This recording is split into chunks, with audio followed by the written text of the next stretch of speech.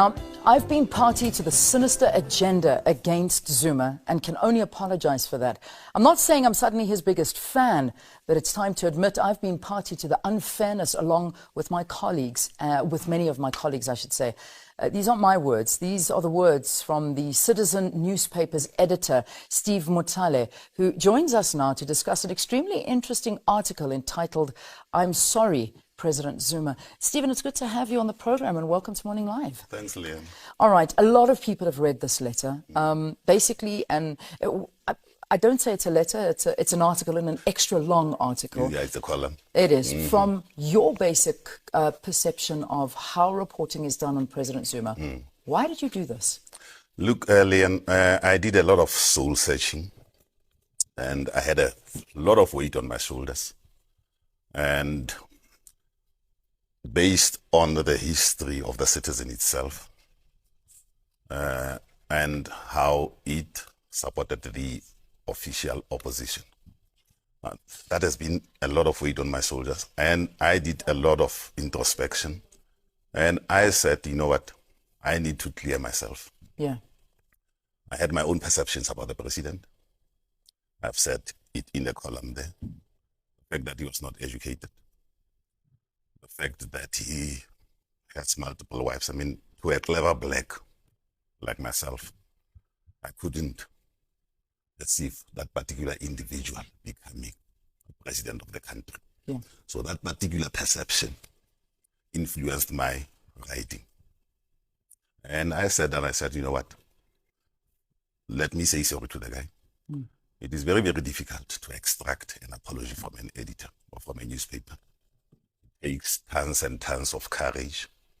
I said, you know what, let me do this and I'll deal with the consequences. Yeah. Yeah. Now, I mean, you've been editor for, I think it's 2 years now, almost 2 years in October about. Yes.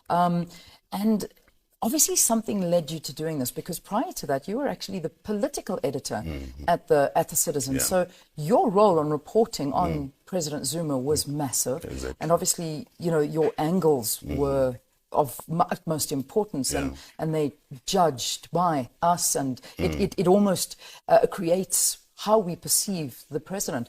What happened, though? I think the big question is, what led you to being so brave, I suppose, in how you think that what you've done? Let's first have a look at what I've mentioned in the column itself.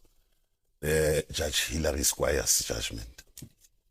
You know, after the judgment itself, we in the media peddled lies that the judge said Zuma and Sheikh had a corrupt relationship between the two. It took the judge himself in a very, very unprecedented move to clear himself. And this is my point.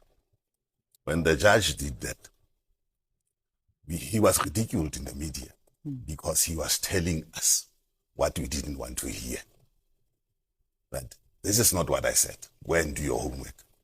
Instead of doing introspection, we went for the judge. He was cartooned. He was the Mambara of the week.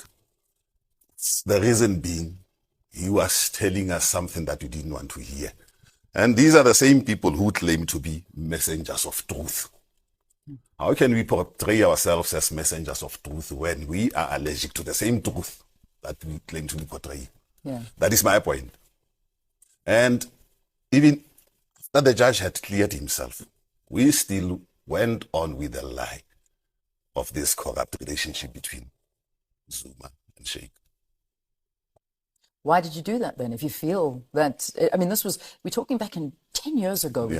Have you been pressurized by the ANC? It's not about the judgment itself. I used Jacob Zuma as an example of how we peddle lies. Yeah. And our unbias. And our bias. I just use President Zuma. Let's look at Nkandla itself, for instance. You know, I was on another TV station last night, and a youngster, Stephen Huertas, boldly said Zuma spent 250 million on his private Nkandla home. So he's stating it as a fact. Yeah. Where does he? What is the basis of his argument? Can he really point to Zuma's involvement in England? This is what we are trying to do. Yeah. Hence the Public Protector's report, the SIU report, and the minister's own report.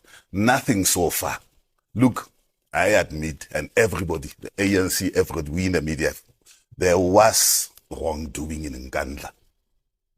But the fact of the matter is, we want to go at all costs and link Zuma to that. It's not yet coming, but we have painted the guy as having been the mastermind behind the corruption that went on there. Yeah. This is unfair.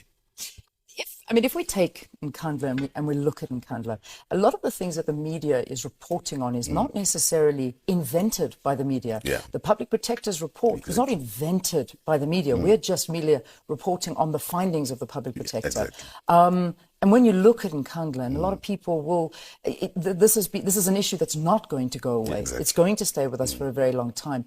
And people are very worried about the overspending and the amount that South Africans do live in poverty, and that we don't have development that are happening for the most needy South Africans.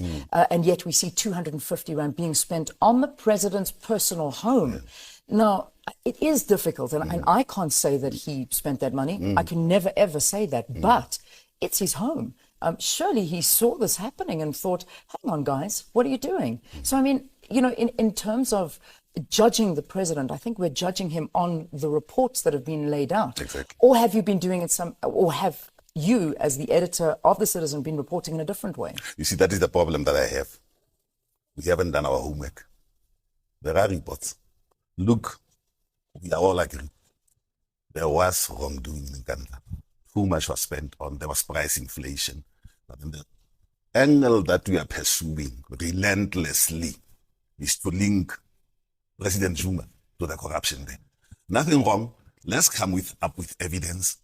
This has not been happening, but the perception, the message that has been sent out there to the entire public is that Zuma had unlimited access to the treasury and took more than 200 million and spent it on his private property. This is the message that we have been spreading.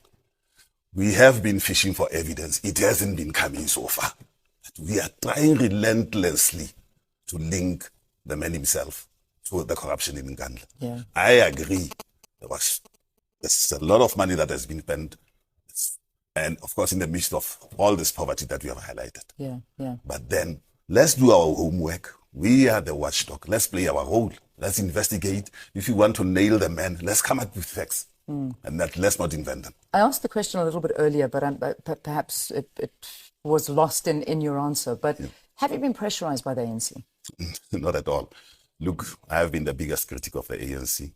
And will you continue to I will definitely continue to play my role to make it a point that they are held accountable. The ANC is the custodian of the public purse by virtue of being the ruling party. Now, we've got to ask questions. They've got to account on how they spend public purse. And I will continue to do it. Not with any particular agenda, by the way, in the interest of truth. Do you not think, in a way, that by doing this, you may have upset citizen readers that have been reading your newspaper for all of these years, and you yourself now are admitting that it was actually a bunch of lies that were in the newspaper? Do you not think that this will ruin people going forward, and perhaps sales of Citizens will decline? Because it is all about sales after all, isn't it? Well, it is about sales, but to me, truth matters. Truth matters. I will never sacrifice truth on the altar of commercial gain.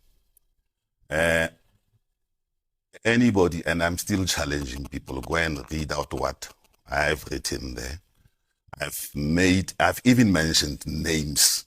I've mentioned the wrongdoing on the part of the Citizen. Look, I've said it. The Citizen has been promoting the DA.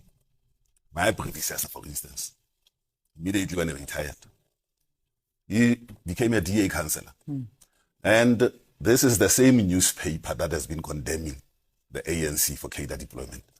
That is a classic case of cadre deployment on the part of the DA, the very same party that has been criticizing the ANC for the same policy. Look, truth is uncomfortable, but it takes brave people to tell it.